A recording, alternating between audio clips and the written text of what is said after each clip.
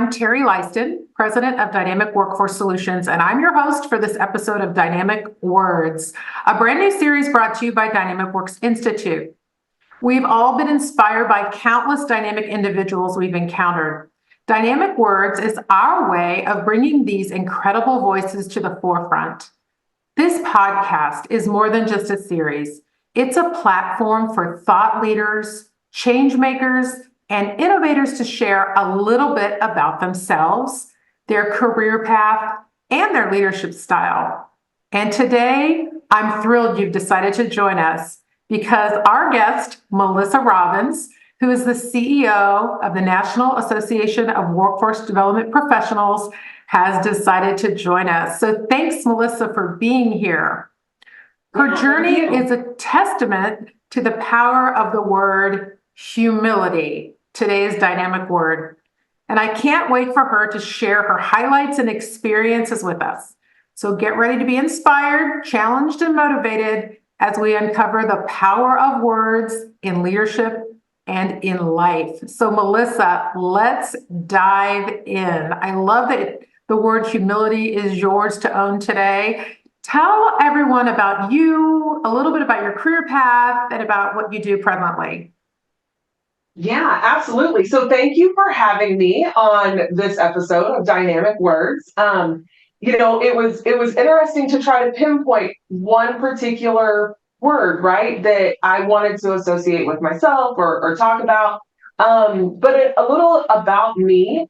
So I am married, love my family, live on a farm. So those are things that people probably don't associate with me in workforce development. But I started my career in workforce development 18 years ago as a fiscal assistant. So I had an accounting degree. I had worked in the private for-profit side of a business, and workforce was brand new to me. So I started as a fiscal assistant. Over time, I kind of moved through the ranks, if you will, became the fiscal manager and eventually the executive director of that local workforce development board. I credit NADA, the National Association of Workforce Development Professionals, a lot with my growth through that time at the local level because I had a leader who really supported professional development and wanted me to break out of my fiscal accounting shell, get me out of my office per se, and learn about the program side. And so NADA really opened my eyes to the workforce development work and services that were being done all around the country. And 6 years ago, those opportunities led me to my current position as the CEO of our great association. Yes. And so now every day, I get to work with professionals all around the country who do this fantastic work and enjoy it and help them do their jobs better, give them the tools and resources to do that. So it's been a fun 18 years and it's been a fantastic 6 years. And Melissa, it's so funny that it's been 6 years. I was part of your interview team, which is crazy. I also think it's really interesting that you came to this business as a fiscal person first. Wow, wouldn't so many workforce development professionals want to have that background? And so it's really interesting how the passion of the work, your door opened through being a fiscal person, and you're still a fiscal person. I mean, my gosh, it's such a tremendous blessing to the association that you know what you're doing in the back office. You know what I'm saying? So, okay, humility. That's a fantastic dynamic word today. Define that for me from your perspective. So my definition would be a modest view of one's importance. It's the standard dictionary definition of humility. I think here's where it's different for me. I think a lot of people think that humility can be a weakness, and I think that humility is a strength because it's more about self-awareness and learning and just honestly being open to that. So it's not about I don't think I'm good enough or I don't think I'm capable. That's not what humility is to me. Humility is really understanding your capabilities, but being open to the process of learning just being aware that, you know what, you might not know everything about everything. And you may be a better person, a better, you know, a staff member, of all of these things can be better if you just are willing to listen. I think humility makes you a very, very good listener.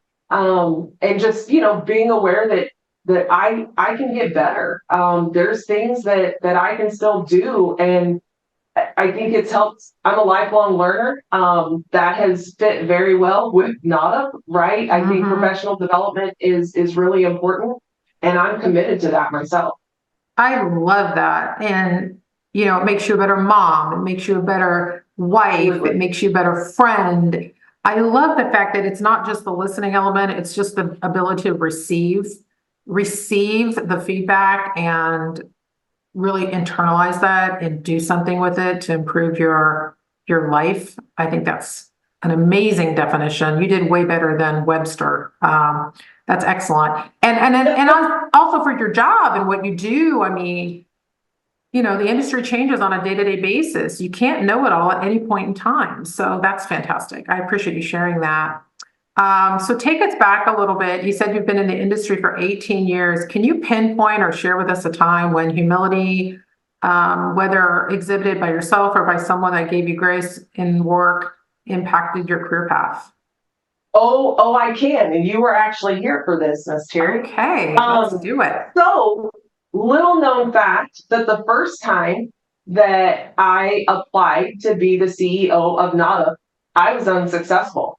I made it through several rounds of the interview process, but ultimately, at the end of the day, I wasn't chosen. And that was a very eye-opening experience for me. That was a humbling experience, if you will. Because, you know, I definitely, coming from the local level in the state of Missouri, trying to take that leap to the national stage, if you will, in a much broader aspect, it, it was an eye-opening experience. But I think the important thing is, again, going back to humility, is it's not about not being good enough or not being capable. It's being open to learning and getting better and being self-aware of what you can do. So I continue to learn, to volunteer with NADA, to work with and volunteer with the Missouri Association, to do everything that I could to learn about the association side of the business. Because Yeah. workforce is what I did every day.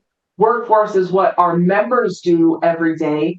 But the association stuff was new to me. It was a whole new world. And so, you know, that's what I dove into head first. Thankfully, it paid off, because I had another shot at it Yeah. when the position came open again 6 years ago. And here we are. So it's interesting to me, and I love that you shared that. Really, people would not have even thought about that, Melissa. And I think it's really interesting how not only were you able to sort of pick yourself up and go, wait a minute, how can I learn from this? But that when it came around full circle for you to have the opportunity again, you, in your own rights, earned that opportunity. You know what I mean? Like you were humble enough to go, wait a minute, I need to take this opportunity and learn from it so that I can be stronger. And I would imagine that over the last 6 years, you've reflected on that because I've had the pleasure of watching you grow in your job, which has been pretty magnificent in what you've been able to accomplish and how you've been able to adjust. And you've got a board of how many people? 35. And how do you serve 35 people who, by the way, rotate on the regular? So once you get used to someone, elections come up and they might be gone and someone else is coming in. I mean, there's so many opportunities to adjust. So kudos to you. That's phenomenal. So part of the reason we're doing this is to help people that aspire to leadership learn from people like you. And I think about my own journey, what I would have given to hear wisdom from people that are in your position, just grab a little nugget to get me through the next stage of my career. So tell me a little bit about how being humble is an important element in your own toolkit. How often do you rely on it? I know you don't think of it like that, but just share a little bit about why it's a critical component to you as a leader. Yeah, for sure. So I think going back to what you said earlier about the board, I'd like to start there because a board of 35 people, that's an interesting task in and of itself, Sure. right? And here's the interesting thing. It's 35 amazing people, 35 type A, go-getters, the best at what they do people. Where I think humility comes into that. And like you said, I don't like come to the office every day and think about how can I be humble today? That's not the train of thought, right? But it's coming to work every day and knowing that you and I worked on marketing and communication. Do you remember where Nada was with marketing and communication? And there was some intense stuff going on at that time, but understanding that you can rely on those board members because they are subject matter experts in their area. So don't fight the process. Utilize those board members for what they are, but you have to recognize that they know more than you do in some of those areas, right? If you don't accept that they might be better than you in those particular areas, that's not gonna get you where you need to go.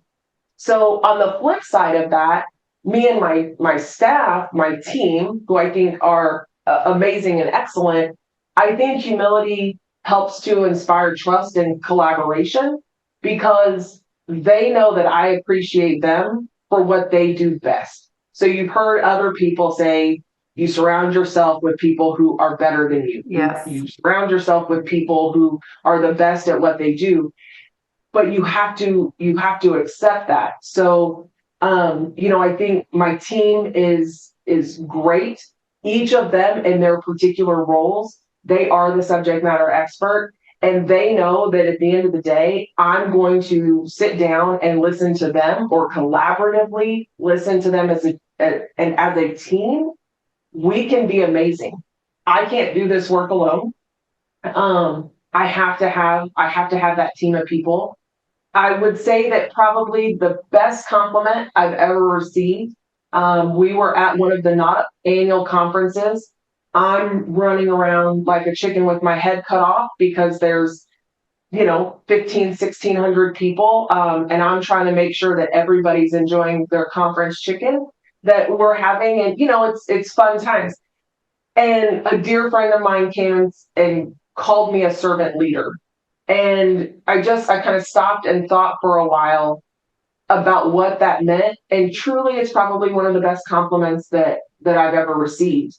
But I think that my team is better for that because they know that it is a collaboration. It is an effort, a team effort. And just, in my standby observation here, being a servant leader is a phenomenal compliment, but you elevate your people. That's like the next step, right? So I'm here to serve. I'm happy to serve. I'm passionate about serving. And also let me elevate the person that's doing this because they're the expert, not me. And I think that's just absolutely fantastic. You've had a pretty incredible journey and you're just really getting warmed up, in my opinion. You got another 12 or 15 to give, Melissa. So you're just starting Absolutely. on your journey. Well, this has been an absolute pleasure. And I just want to thank everyone that tuned in for this episode of Dynamic Words. It's a true honor to receive this type of professional development myself. So I want to thank you, Melissa, for sharing your impactful stories. Your time and insight today has been wonderful. And as we wrap up this conversation, we hope you leave feeling inspired and empowered by the power of today's dynamic word. And actually, Melissa, putting a plug for NODUP, how can people find you? So yes, you can find us at notup.org. On notup.org, you can find email addresses, phone numbers. Feel free if you have any questions about the association, our upcoming events, or you just have any professional development needs, give us a call. We will help you with that. Thank you, Terry, for the opportunity. I can't wait to listen to the other episodes and hear about all the other dynamic words. And I think I this is appreciate that. fantastic. Oh, that's so great. And if you enjoyed today's episode, please share it with your friends and colleagues who might find it just as inspiring. Don't forget to subscribe to this series for more compelling discussions with outstanding leaders. And until next time, keep embracing the power of words. This is Terry Lyston from Dynamic Works Institute, signing off for Dynamic Words. Stay dynamic and stay inspired.